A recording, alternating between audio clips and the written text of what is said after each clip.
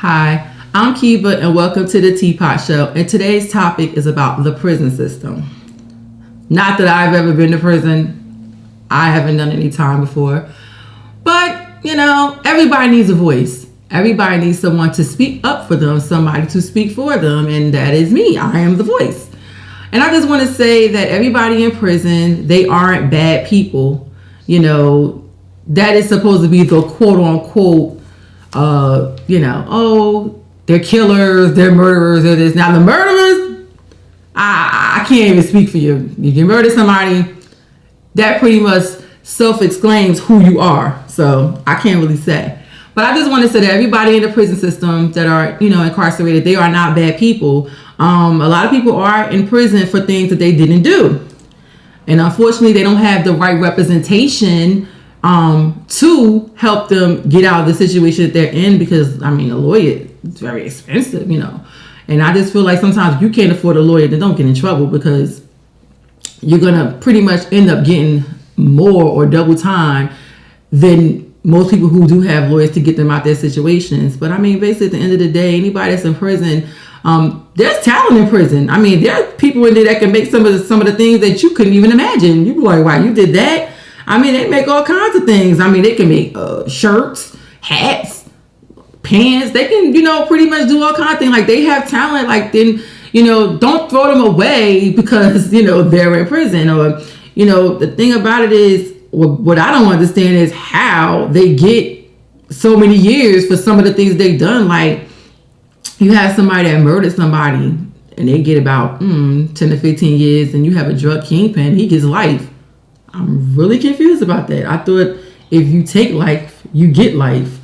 Not to praise drug lords, nothing like that, but they didn't kill anybody. They didn't, well, then again, maybe somebody died off an overdose. I don't know. But I'm just saying, I never really understood the judicial system and how the prison system works. But what I do feel sorry about with people who come home that have been incarcerated is that they have a hard time finding a job. There are people who did learn their lesson. There are people who do want to change and do want a second chance at life. There are people that want that. They're not repeated offenders. They might have made a mistake and they come home and they try to get employment and they get denied because that record pops up when they do that background check. I think that they really need to do something about that, because what people are not realizing and what the government and stuff isn't realizing is that this is the reason why the crime rates are always high. Because if you come out of prison and you're trying to find a job and you're trying to do the right thing and you can't find a job, it's taking you about 6 months to a year to find a job and you still don't find a job, what are you going to do? You're going to resort back to what you've done before.